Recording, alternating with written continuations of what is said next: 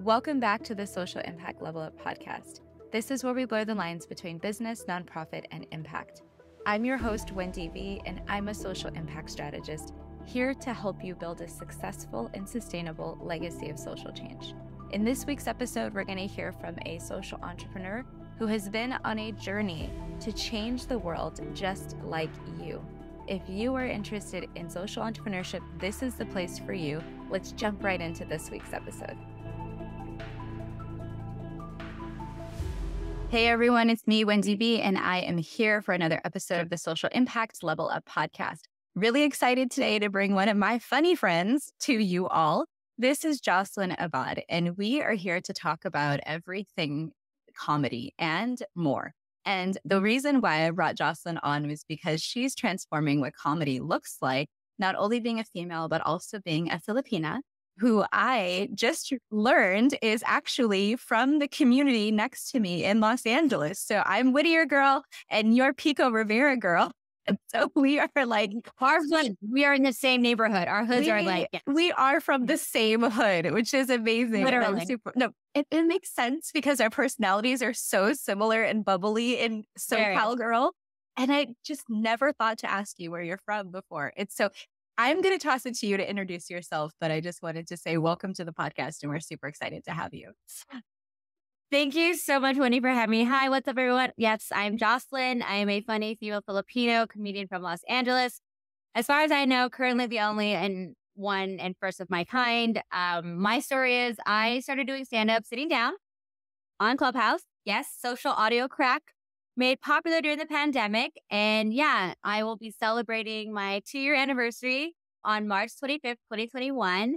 And the day I started doing comedy is the day I joined up for Clubhouse. So the two of them are synonymous. And so as much as people want to say that Clubhouse is dead, it's not. It's like, if you know, you know. And if you don't, you don't. And you should probably try to know. So I don't know. That's where I met Wendy. And it's been great. And yeah. And I love that. You didn't do comedy before Clubhouse, but you were always funny? Yeah. Like how did you discover you were funny? So, interestingly enough, I do have a childhood story. So I don't know if it's because I'm being Filipino or growing up with older brothers, but I feel like Filipinos are kind of known to be like these wisecracking, like jokesters or something. And so there was a moment when I was 10 years old, I was in 5th grade, right?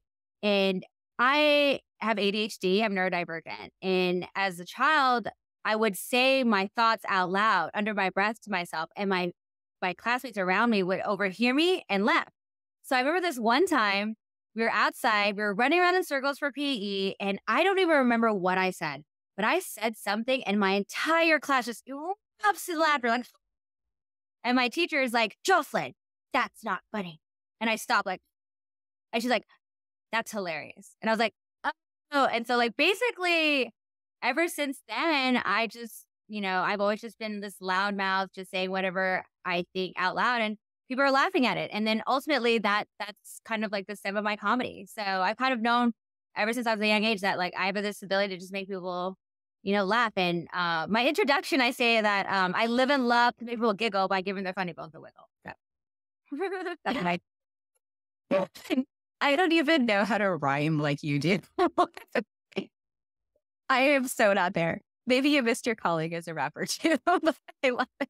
Straight up. No, and that's so funny too, because there's another club on Clubhouse called the Music Networking No Egos. And on there, you are given 30 seconds to introduce yourself. So I remember the first time ever, I was so nervous. I was like, I only have 30 seconds. And like, I'm ADHD OCD. So I literally wrote down what I wanted to say, right? And sure enough, when it was my turn to go, I said my 30 seconds. And at the end of it, they're like, oh, Jocelyn, bring in the rap bars or bars. And I was like, wait, bars? Like chocolate? Like, what are they talking about? I was like, rap bars. But yeah, so I guess I just write to like a certain like rhythm or beat or something. But I don't know. I love it. Yeah, I guess it is a skill. It is. It's innate to you, which is the beautiful part about it. So this podcast is all about social entrepreneurship, people's journeys as a social entrepreneur and how they're making change, whatever that change is. And you, as we mentioned at the top of the episode, are looking to make some serious change. I think the first time you talked about it, I was so enthralled with your vision for what's possible for comedy and how you're going to break this like vicious cycle of male dominated comedy. And I was like all into your mission. So I just want to give you space to talk about that mission and wow people with what you vision. Okay, sure. Yeah, awesome. No, so there is a program. It's called yesandlaughterlab.com, and they're all about comedy projects that address social issue and want to make a social impact. So for me, and so I probably should share that I'm my family's first generation born in the United States. Yay. I say I'm kind of this proud recipient of some inherited ignorance from foreign-born immigrant parents, but no shade, no shame, no blame for being raised poorly and poorly raised. But with that, I'm challenging myself with the goal to be the first in my family to find success with this solar entrepreneurship, be the first to start a business and build a brand that is just me being me, fun and funny. And the project that I pitched was this national comedy tour called Laugh with Jocelyn, from Clubhouse to your house. And recently I started doing social audio on Twitter. So like from Twitter Spaces to your places, where basically my goal is to perform in all 50 states of the United States within the 52 weeks of 1 year. And I think it's very doable. Some people think I'm crazy or it's overly ambitious, but hey, I want to know firsthand if America can really handle my humor or my comedy. And I plan on bringing with me, underrepresented voices in mainstream media. My friend Jeffrey Keller, who is biracial, my friend Tia J, who's multiracial, bisexual. Dana Keel is full African and she's heterosexual. My friend Tony, who's blind, and my friend Awan, who's Middle Eastern. We are voices and faces you don't see very commonly, and so most people tell you that you have to put in all these years of writing and working. But for me, it's like, I've been talking about doing it for a couple of years, 2018, 2019. Then 2020 happened to all of us, right? And then sure enough, when 2021 came around and I had this opportunity to do a workshop online with the Laugh Factory Comedy Workshop, I pulled the trigger. And honestly, it ignited a fire in me. And recently I did an episode on a podcast called All in Motion. It's a mental health podcast. And they asked me the same question you asked me. They're like, oh, so what's it like being female, coming up in the comedy industry? And I'm like, what's it like being female growing up in America? There's just so many males, you don't know who's your friend. You don't know who's your foe. You don't know who really has your back, who's out to get you. And I mean, I'll just share it. Like, I've experienced sexual assault by a friend. So it's like, who can you really trust? And so with that, it's like, you just have to proceed with caution. And it's so interesting how men want to say they respect women and want to hear their views, but they're so quick to shut them down and like try to stop them. And instead of letting one person who's going to tell me no, I'm just going to keep showing up for the other 100 people who keep saying yes, and realizing that as a kid, I remember thinking to myself, wow, I don't see anyone on TV that looks like me. That means it must not be meant for me. But then here I am, like in my adulthood, pursuing the same dream. And I'm like, okay, well, I guess it's just going to have to be me then. In like the Immortals in Seek, it's going to be me, because I'm like, I guess I'll be that person. And on a dating app, one of the prompts was, what would your friends say about you or like your group of people? And I thought of my volleyball team, and to them, I'm kind of like this fearless leader where I'm like, fine, I'll be the first through the door. Or we do Halloween haunts. And so I'll be the first one to go through it, just like to make sure everything's fine. But yeah. And so one word that I keep hearing about myself is resilience. And so as much as like it's difficult and it's hard, it's not for everyone. It's like you just got to keep showing up and keep going after it and stuff and not let anyone or anything get in your way. I love the resilience. We're definitely going to come back to that part because I want to ask you more about these faces that you said or we don't see very often. And not only just in comedy, but in general, when you're talking about, people of color and people with disabilities, people with varying like neurodiversity, we're increasingly seeing more people like you stepping out and saying, hi, I'm here and I'm not going to go anywhere. So you need to address that I'm here. But why do you think that is? Like, what is it about our society that we hadn't already had access to all these wonderful people, wonderful stories, wonderful brains? Like, why do we shy away from those types of people? Whatever diversity, exists, we don't necessarily see it represented at the level that it exists at. Okay. Hold on to your butts. I'm going to go ahead and say it. All right, Rennie, I'm going to go ahead and say the N word. And that's narrative. Oh, I was bracing for it. Right. I was like, right. And my joke, I make another joke about narrative and Kool-Aid, like when people we don't know who's making the Kool-Aid. We don't know who's stirring it. We don't know who's drinking it. We don't know who's serving it, and ultimately it's like, I don't know. It's just, I think it's historically what we're not used to doing, and it's interesting being ADHD. There is a part of the ADHD neurodivergent community who gets really offended when they hear people saying like, oh, well, we all have a little bit of ADHD, don't we? And they get really hurt by it. But they have to realize, and I get that. I'm really good about seeing both sides of the coin. And it's like, with that, it's like some people are afraid to know the truth. Some people, ignorance is bliss and they rather not know and stuff. And I get that it takes a diagnosis or whatever to like really accept. But then this is what I was talking about with you earlier. It's like this. So for me, 2023 is all about shameless self-love and celebrating myself and being open and honest with myself about who I am and what I represent and not being scared or hindered or hiding. I think a lot of people live in fear of satisfying others and therefore they don't satisfy themselves. And then they're afraid to speak up, or like me, when I was a kid, it's like, I don't see that community. So where do I belong? And but it's going to take some strong MFers to just be like, okay, fine. I'll start the chain. You know what I mean? Like, I'll be the first. And a lot of people are too afraid of getting, I don't know, for lack of a better word, just like taken out by it. There are some strong voices like Turan from Clubhouse, he represents the Middle East very strongly and he has a strong background. So I just think historically it's just never happened. And, people are afraid of change, And then people are somehow afraid to enact change, but it's going to be on us to do that. So. Well, I always wanted to be the Latina Oprah. And so as I started my podcast and started interviewing people, I was like, I'm a step closer to being the Latina Oprah. And then I was like, no. I'm a step closer to being this actualized Wendy Veloso, who I'm supposed to be. So yeah, it's not even I was like, let's put it all into perspective here. And I think with underrepresented populations and underrepresented people, it's really easy to just stay in the shadows and not take that step out.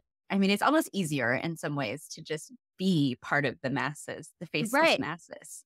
And you know what you just reminded me of? So when I think about comedy, so my debut comedy bit is literally was a scribbled Post-it note that I had just written down the first thing I thought that was funny that I've been saying, and then just going off of it, just off the top of my head, the thoughts and the tangents and the rhyming and all that. Like, oh yeah, that sounds clever. That sounds fun. That sounds good. All right, 3 minutes. Cool. We're good. So I went up there and I did my thing, and people were laughing. They enjoyed my energy and my delivery, My critiques were to focus more. And I'm thinking like, yeah, dude, I just threw this together like right before. Of course I need to focus. Like, ugh. And then and then ultimately I got asked like, where are the jokes? And to my immediate thought, I didn't say it at the time because I didn't want to be rude, but was when I say something and people laugh. And then I realized up until this point, comedy has very much been cooked by a specific kind of recipe. So for the players in charge are the ones, writing the checks or owning the clubs or booking the people. For them, there's a specific kind of comedy that they're looking for or want or expectation. And I kind of just break that. I kind of just like, okay, that's what you expect. That's what you want. I can give you that, or I can just give you me. And you know what I mean? So it just depends on which lane you want to travel in, And so there's two people that I would love to talk about. The first is Judy Carter. She is world famous for writing the Comedy Bible.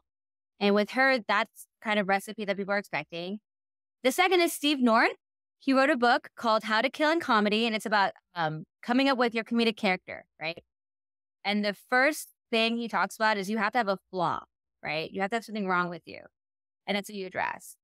And I realized my flaw is like, I have an identity crisis. I really do. And that taps into your question of like, why aren't we used to seeing like certain people or like marginalized people coming out? And it's almost because like, it's really hard. I don't even know who I am, where it's like, so my joke is, this always happens. Whenever I do interviews, I end up finding myself like, oh my God, you're going to end up saying your joke. It's fine. So I'm Filipino, right? And Filipinos are known as the Mexicans of the Asians. So that makes me brown. I was born and raised in the United States. That makes me white. And apparently Asians are considered yellow like the sun. So that's how I get like this natural tan. You know what I mean? And it's like, according to United States Human Resources, Filipinos are considered Asians, of course. So on paper, I'm all Asian, right? And then on screen, ethnically ambiguous, I guess. Like, who doesn't love a brown mystery? Yeah. And on the street, I'm considered Black adjacent, meaning there are people who have told me, they're like, girl, I've been Black my entire life, and I thought you were Black. And it's like, thank you, I'm honored, but no, my A is for Asian, not African, I guess, you know? And so with that, it's like, how am I supposed to show up for a people that I don't even know I can like accurately represent, you know? And that's the trouble. Laughing so hard because there's so truth in the ethnic ambiguity. I get Latina, if someone's Latino, they know that I'm a Latina, right? Like they instantly will just start speaking Spanish to me and they're like, no, you can't pass for anything else, blah, blah, blah. Then I've also had plenty of white people think that I'm white. Plenty of Persian people think I'm Persian. Ooh, I've gone to Italy. Yeah, I've gone to Italy and had Italians speak Italian to me so I could translate it to my friends that they thought I brought with me to tour. And then I've had white people, like I said, various types of white think that I'm just like, they don't actually ask directly. I get like these weird asks, like, where does your last name come from? Right. So it's always this like confusion about what I actually am. But the most common one when I'm in like the Los Angeles area is people think I'm Filipino. Really? And I get it all. I mean, I would get it from Filipino people like, you're not one of us? And I'm like, no, I'm Mexican. And they're, oh, but you're like our cousin because the colonizers and the things. And that makes sense. Your last name has a Z. Okay, cool. And then they like check in that I'm like part of that. I know, funny. But I did live with a Filipino roommate. So I know about lumpia. I know about balut. Like I know about the jam. I think I'm all. Girl. I might as well be part ethnically Filipino. But by proxy, right? Yeah. Yeah, by association of food. But I think it's really interesting. That's a good point.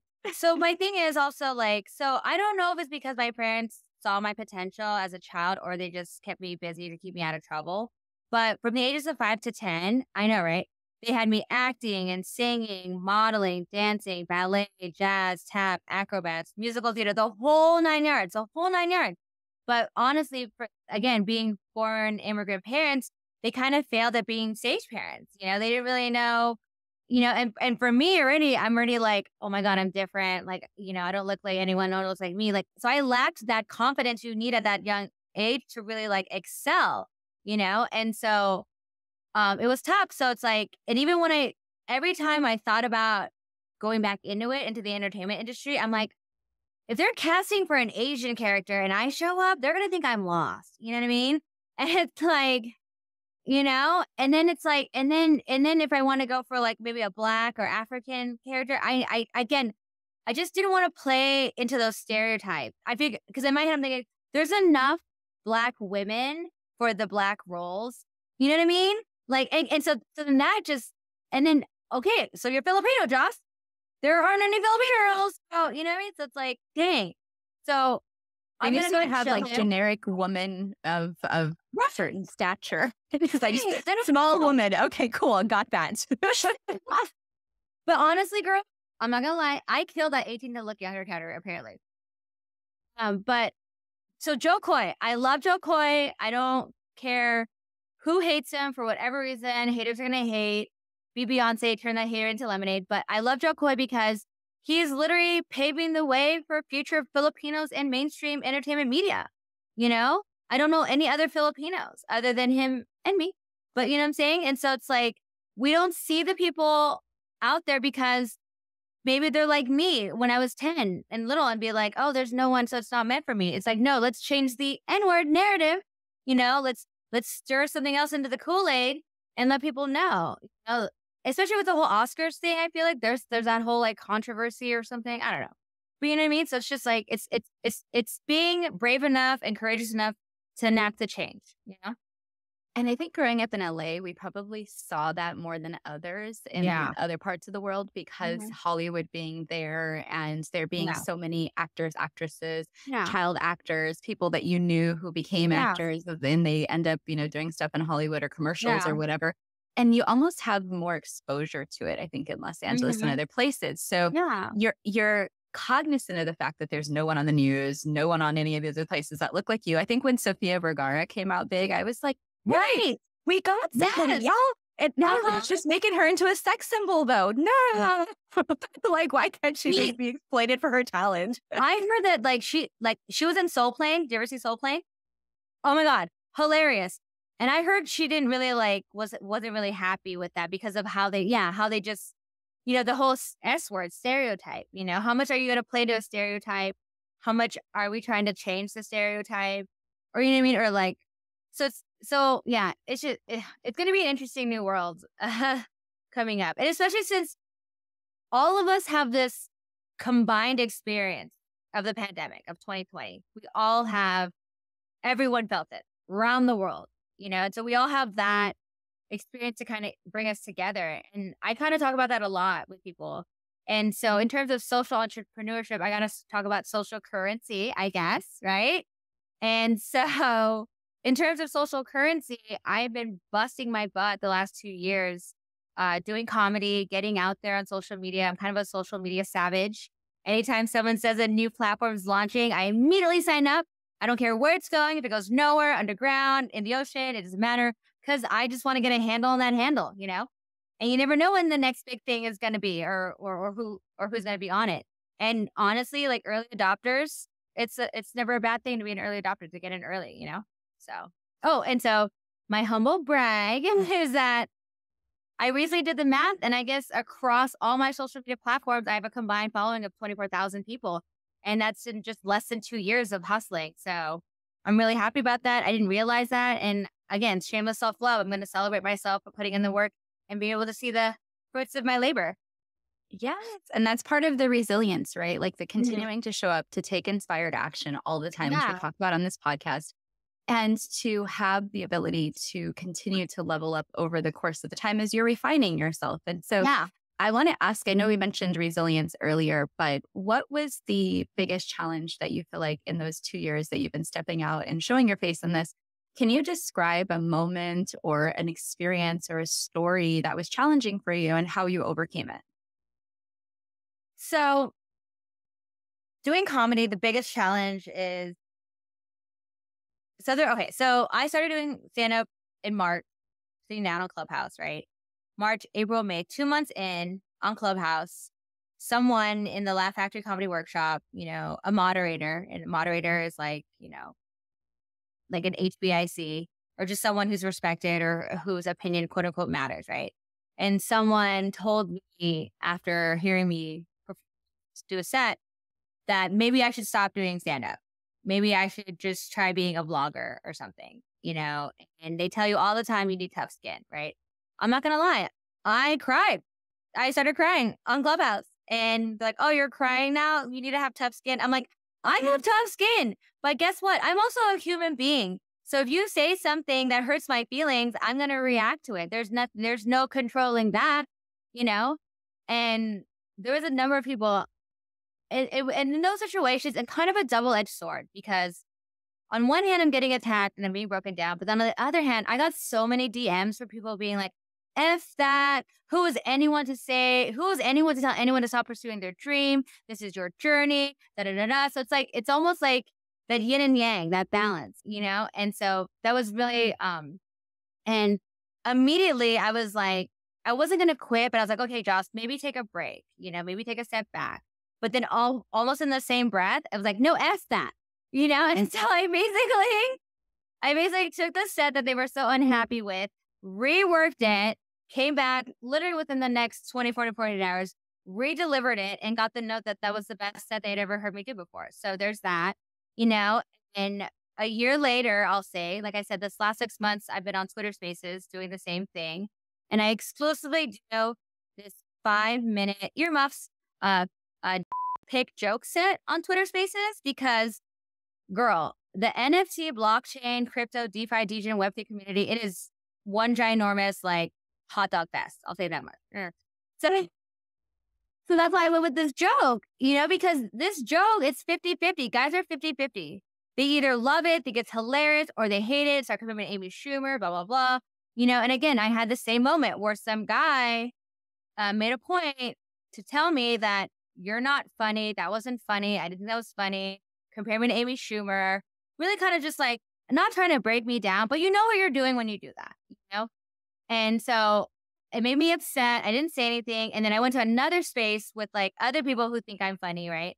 I told them what happened and they were like, where is it? Get him in here. We'll cancel them. We got you, And so it's such a weird, like, you know what I'm saying? So if I didn't have that, like, someone trying to break me down moment, I wouldn't see who's like really there and has my back.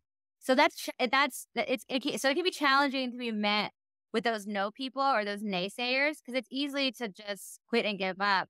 But then if you just, have the courage to just, push through it, you're going to find the people who are actually there to help you support. And that is like, it's like the best feeling in the world, And then you realize you're not alone. And so. And also, if people are listening to this as a podcast, they missed the video of me just like falling out laughing when you're talking. And they're watching the video. They're like, this is the episode where Wendy just like peed in her pants laughing. But I knew this was going to happen to me talking to you. So I was prepared. I went to the restroom before I sat down. But I think the opportunity for people of color to show up in the way that they want to and not be attacked in public spaces, it's always such a fear of mine because I feel like the attack is like lingering. We're already the minority. We're already the minority, right? So it's like, then you're like breaking me down for being like even trying. Yeah. And I agree. Like, I think with business, particularly the male dominance and the white male dominance definitely exists. And I've even felt that level of oppression / suppression and judgment and all of those other things and coming and saying what I'm doing. And I'm like, y'all, I'm helping people help people. I am like creating an impact by helping other people create an impact. And you're going to sit here and tear me down? Like, what kind of a person are you? What is what's your agenda? What's the motive here? What's the goal? Like, Bob Sumner said that, and for those who don't know, Bob Sumner is the co-creator of Def Comedy Jam. He's the current executive producer of Laugh Mobs. This is more Bob's Best. And he says it all the time. He reminds me all the time. There's a seat for everyone at the table. You know what I mean? If anything, and I think that's a big challenge too. A big challenge is to realize you're only in competition with yourself. There's no need to compare yourself to other people. We're all on our journey ourselves and we're all going to come at it differently or do it differently, and that's okay. We all, I understand the need for a certain amount of assimilation, so we all are at an understanding. But at the end of the day, like, if you really want to make an impact, if you want to make change, you got to be willing to be different. And that can be very challenging for some to like go against the grain. And I accepted very quickly a long time ago that I'm going to be different. When people ask me, what's one of my strengths, it's like, I know my resilience. So I'll be the first. If something goes wrong or if like something's not right, I'll be the first to take the blame. I told her, I was like, that's cool. I got it. I'll take the bullet. I'll take the heat. Shots fired. Yay. Because again, I realized I've been through so much, like I've been through so much that at this point in my adult life, I realized like nothing's going to stop me. Nothing's like, I will survive whatever shots you take, however hard you want to bring me down. Most recently, there's a guy on Twitter, crypto, NFT. His name's Spark Meta. And he, I guess, is super popular. I didn't know who he was. He had an interesting title for a space. It says, "Can you do drugs and be successful?" And I was like, interesting. So anytime I go into like a Twitter space or even a Clubhouse room, I don't really care how many people are in the audience. It could be like 10, it could be 100. I don't really care. But if it's an interesting topic and I feel like I can meaningfully contribute as a female, as a Filipino or whatever, as me, I guess, I'll just say me to represent, I'll raise my hand, I'll request this. And hey, if they let me up, they let me up. And he let me up. And I guess he's known not to let people talk very much. But apparently I talked a lot. And obviously, I just have a lot to say. And people know me to be like, make comedic commentary. And so he goes live on Twitter Space, which is audio only. But then I guess he has a live video stream now on kick.com. And when I found out, I was like, oh, let me like watch the video. And I watched the video, and all of a sudden in his chat box, I'm like getting attacked by people I don't even know. I know. They're like, who is this girl? Get rid of her. She's so dumb. What is she saying? Wow, is she thirsty? And I'm just like, wow, okay. You know what I mean? And then I feel like a normal person, I feel like that would just destroy them, But again, me being me, I'm just like, bring it on, haters. You know what I mean? Like, okay. I'm like, they hate us because they hate us is a fact. That's the truth. Okay. And ultimately, too, it's like I understand that hurt people. So it's like, okay, go ahead, come at me. Like, I'll take your bullets. I'll take your pain. I'll take your hurt. And then it's weird though, because it's like they almost do that because they want me to attack them back. It's so weird. And I'm just like, that's okay. If you want to be the negative me one in the situation, you go ahead. I'm just going to like keep killing it with kindness, I'm going to take the high road. And it's so interesting to me because this happens a lot. And I love that you were like, it's going to roll right off of me, right? Like I'm so resilient that I've already experienced something like this before and it's not going to affect me. And I know how to deal with my mental space in order to keep moving forward. And I think that mindset piece is so important. So how do you maintain just a mindset that you can keep showing up to do comedy and make people laugh? Like, how does that work for you as a person to be able to keep showing up?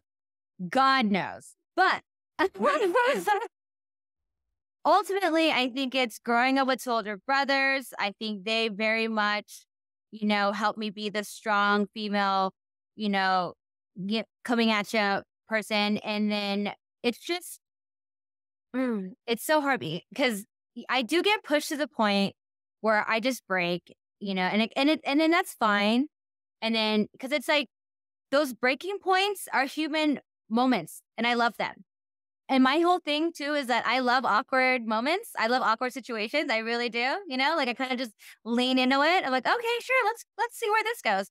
Because ultimately at the end of the day, it's like, that's a real character building moment. When you put yourself out of the comfort zone, when you challenge yourself, that's where you're going to grow. So if you're someone who wants to grow, who wants to expand, who wants to learn more about yourself, you're going to have to put yourself in those situations. And honestly, my strong mental mindset is just, it's been a lifetime coming at this point. I'm not going to, no one's perfect, lots of highs, lots of lows. But I think ultimately at this point in time, I'm not afraid to be honest anymore. I'm not afraid to be honest with myself. I'm not afraid to be honest with other people. I used to be very, very quiet growing up. I was like that Coke bottle. Like I didn't share with anybody. I kept it all inside. And then eventually something would say something. And then I would just, I would explode on people, and realizing that's not right. And then at some point, junior year in high school, I had the fortune of going to a private school in Pasadena. And it's very small, tight knit. And then within that group, like I opened up finally. I cracked the shell. I made a crack in the wall and I tore it down and I put myself out there and, and from that moment on, I just became like this open book, this open bleeding heart, just like, again, because for me with foreign-born immigrant parents, mental health at our house didn't go beyond my dad telling me I'd rather to not wake the dragon because our mom was like in a good mood, It's like, like don't just That's so weird, but I can see how that would work. Like don't wake the dragon, or like don't whatever, like don't disturb the peace kind of deal. But there was no addressing it, and it's like, And then it's like now as an adult, I realize that, I have some childhood traumas, my parents forgot about me one time, and yeah, I didn't realize it. And up until like a month ago, I didn't think it was a big deal. My friends with me, but if you don't mind, but I didn't think it was a big deal. But yeah, no one came to pick me up after basketball practice. I had to like get the janitor to open up the like hallway to use a payphone to call the house collect. I called the house. My mom picks up and I'm like, "Hi, Mom, is someone going to pick me up?" And she's like, "You're not, who's this? Jocelyn, your daughter?" She's like, "You're not at home? You're not here?" I was like, "No, I'm at school." She's like, "No, I thought you were home." "Okay, I'll get your brother to pick you up. Bye." Click. Hangs up. Okay, I guess I'll just no concern for no concern for the welfare of my child was somehow missing. And so that happened in 5th grade at the age of 10. And the thing about it's like that memory, the details of that memory have stuck with me to this day. And to this day, I'm like, it's still with me. And I'm like, and I feel like I've been fine. But recently someone told me like, "No, Jocelyn, that is a sign of like, that's neglect.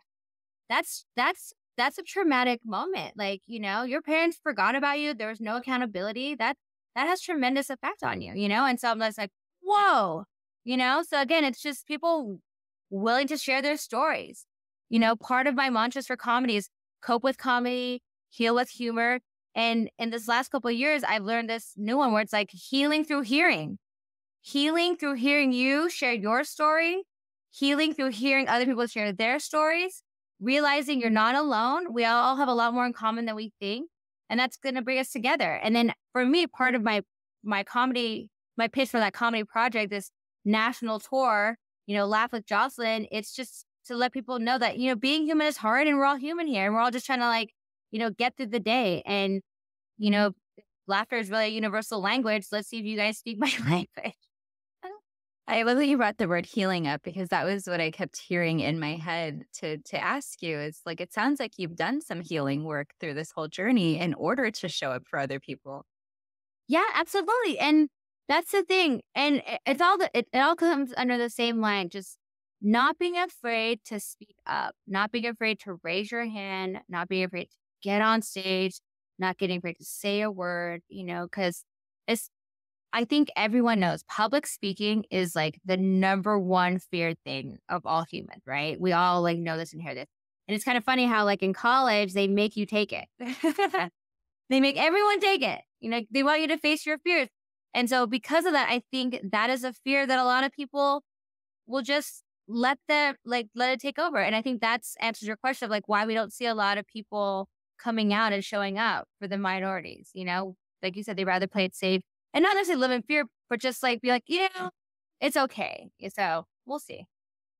Now, my most unfunny moment of my whole life was when I was doing a presentation in 8th grade about suicide. And I had no experience public speaking. It was the very first time I'd been speaking. And I was so nervous that I took the poster I had made about suicide, which people know this is like a heavy topic, right? And I put it over my head and just proceeded to laugh for like 5 minutes. I couldn't actually I was so paralyzed. And eventually I got over that. But how do you like not get paralyzed when you're speaking in front of an audience and you're performing? So in the very beginning, I've been playing around with like introductions, how I start. And, one of my early starts, I used to thank people for being there and basically enabling my need for this adult attention-seeking behavior. We just love open public mockery now, don't we? And again, kind of just like icebreakers is what they call them. Kind of just like breaking that ice, like I know I'm here to make you laugh, but I might not, So yeah, I think that's just years of me being a clown, years of me being like, willing to just be out there, be heard, be laughed at, be yelled at, be like, what's the word? Disciplined. I've always leaned into this extrovertness. And I say that I'm the extrovert that introverts hate, but want to like be friends with. You know what I mean? Because I'm like, I'll be, like I said, like I'll be the first one. I'm like the introvert, like, look. And the introverts are like, oh, we hate her, so much attention, but we're just going to follow her. I'm like, come on, introverts. You can follow my shadow. Let's go. You know what I'm saying? Because I get it. I understand. Like, I think that's another strong point of mine. It's like, I'm, and I don't know, but I'm literally, and I'll say proudly, like, I'm probably the most non-judgmental person anyone could ever meet. I am probably one of the most open and honest and encouraging. And again, I'm very good at seeing both sides of the story. I can see why some people might not think my jokes are funny and how some might think they are. But I'm just not I think I've been made fun of so much and laughed at so much in very hard, cruel ways that like it's like water, like, you know, like it's just easy to just take people's reactions to me and just like, again, just water for ducks back. So yeah. No, that's a really great statement. Like just being able to lead all the introverts. It's like, But I'm that annoying extrovert that annoys the introvert. You're like, we'll soap all over it. That's the friend. Right? And she's funny. my number one fan, so I'm happy she's here. Oh, awesome. I love the support. And I think for me, it's the same way. That's why I plan events, right? Because I'm always hurting people and I'm the extrovert that doesn't mind being like, hi, I'm the greeter here at my event. Yeah. Super connector. We're networkers, we're community builders. And because of that, we understand that like not everyone's going to vibe with the tribe, but then we all want to have a common goal. And so like that willingness to like work with other people that don't mess with you and to try to bring people together. I think that's what helps with that. Yeah. Yeah, I think that's why I've been creating this little podcast and the collective and all the things that go along with it, all of our guests and all the people that are in our collective, because I'm like herding folks into like, let's all explore social entrepreneurship because there's a better way to do this. Right? Like, and if we have all these diverse voices and we have all these diverse people with all these different talents, we shouldn't let them just get like washed into the background. We need to be like elevating and lifting and doing all this collective impact stuff. And that's why we've created this platform. It's so funny because I'm just like, I'm looking into trademarking and like starting a business. And like, you think of like phrases and it's like, and like you heard me earlier with rhyming it. And I love alliteration. Alliteration is like my favorite thing to do. So it's like power of the people, you know, this whole mob mentality, but not so much like mean, you know? And it's like, and I truly firmly believe that like teamwork makes the dream work, you know? And I've worked in like not corporate settings, but just like hierarchy settings. And usually the person at the top is by themselves. They're all lonely and they're like, so it's like, you know, and it's like, I don't think anyone wants to be that lonely at the top, you know? I don't know. But then again, I don't know because I'm a minority. So we'll see when I get there, I guess. Right. I can't say that I honestly ever been at the pinnacle of anything. So I think I've been again the middle management and lower, right? I don't know what this is the first time I've been a CEO and it is pretty lonely around here. So I'm tell you, I'm a solopreneur and I'm also my janitor. So we're good. All the way. All the things that I'm happy to show up for all those things, right? Because at least I'm not underneath somebody. Definitely. That is the point. So a couple last questions. One, I wanted to hear from you, like in your big vision for what do you see in your future, like thinking forward to where you want to go. What does that look like for you when you say like, this is how I'm transforming comedy or this is what I'm here to do? You're so crazy because like, God, the world works in mysterious ways. I'm such a clown. But no, so there's a organization, they're called Women in Cloud. Last month, they attempted to make a World Guinness record for vision boards submitted online virtually. I don't know. So with that, I created my vision board. You can't see it. My vision board. My background. Maybe I'll get rid of my background. But you have to have images. And then you have to have like a statement. And you have to have it handwritten. There you go. I'll just go and do that. So this is my vision board.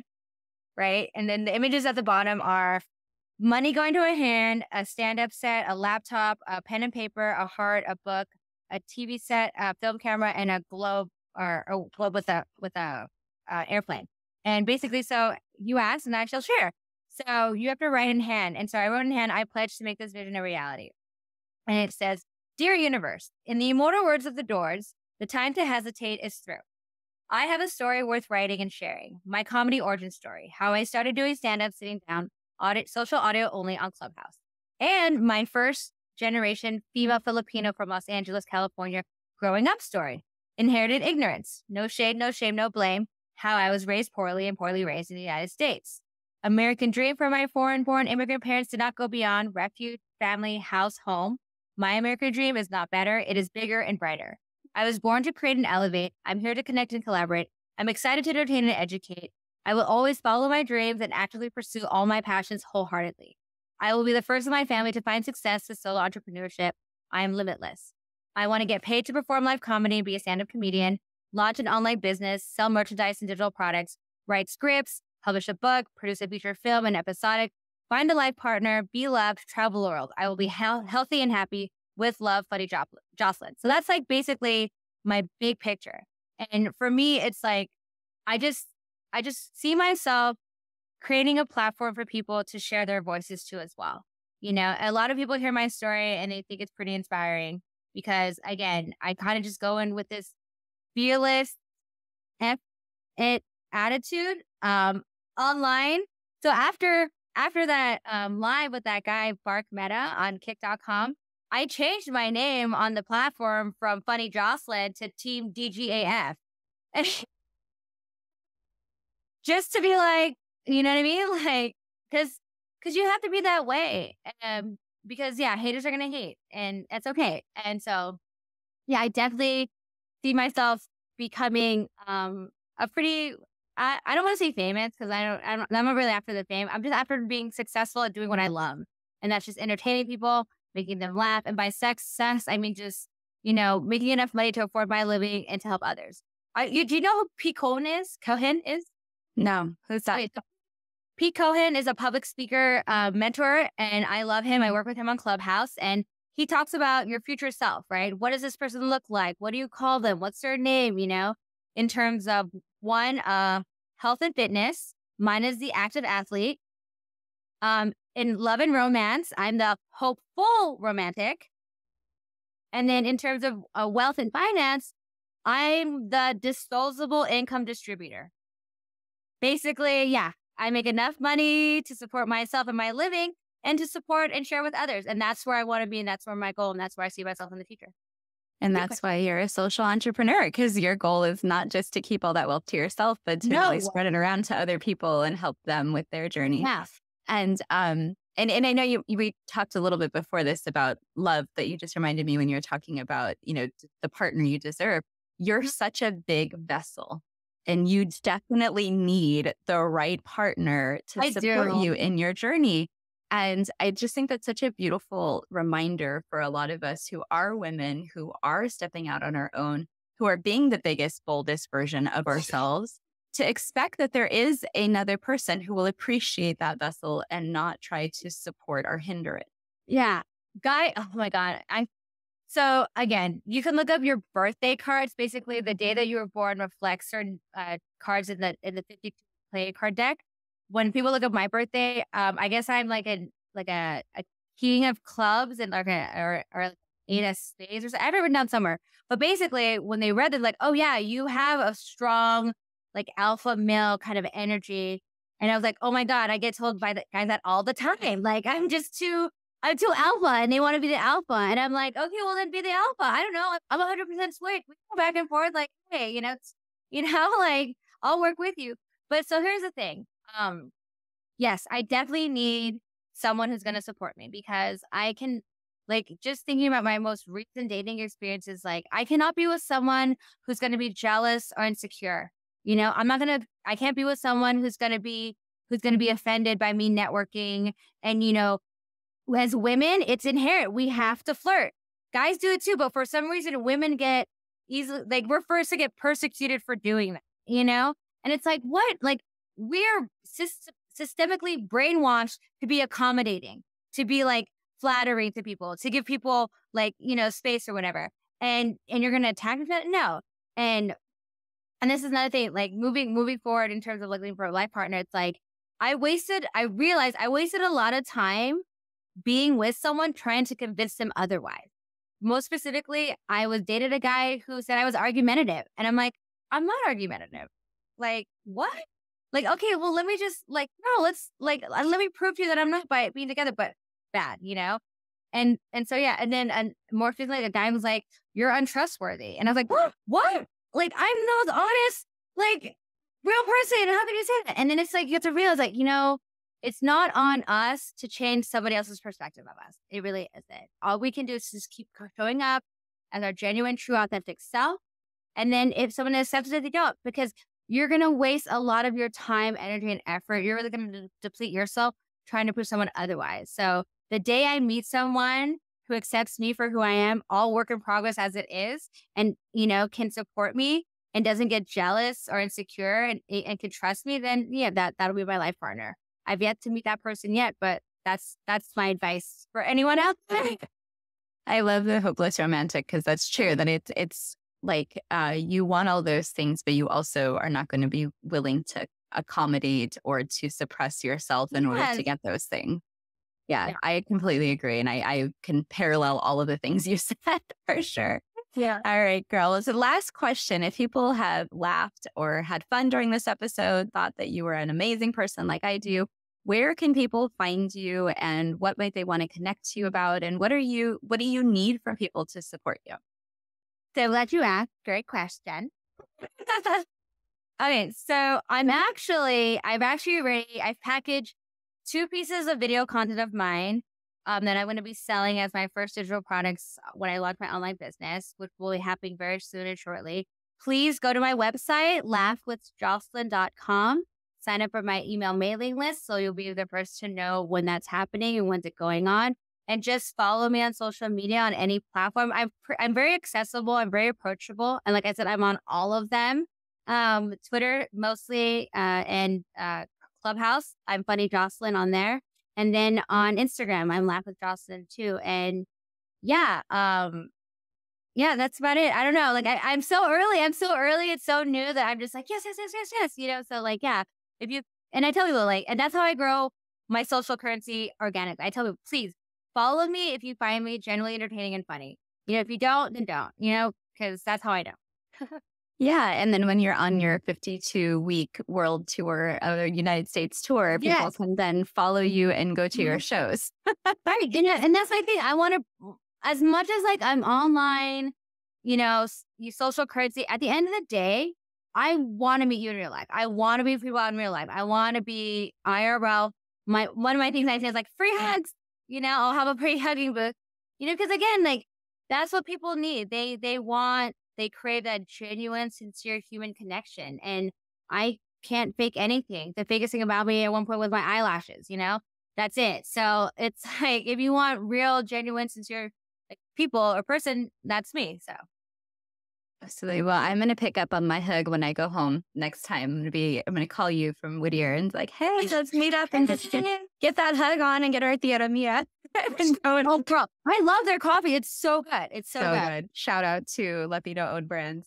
And I appreciate your time. I appreciate the laughs. I have had I've had a blast in this episode. And I think that people will just definitely resonate with all the things that you shared. So thank you for being here. Thank you for being part of our collective.